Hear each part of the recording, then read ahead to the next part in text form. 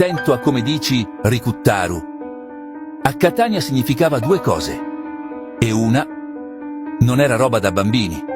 In tutta la Sicilia, Uricuttaru era l'uomo che portava la ricotta calda di prima mattina.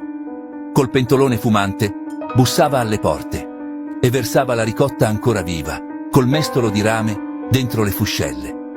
Un odore che sapeva di casa, di stalle, di pane appena sfornato.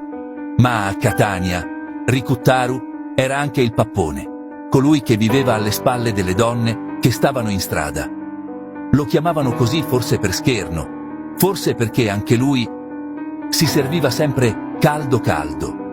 Due significati, uno sacro, uno proibito, ma entrambi raccontano una Sicilia vera, fatta di odori, pettegolezzi e soprannomi taglienti come lame. E tu, conoscevi il Ricuttaru che vendeva la ricotta calda?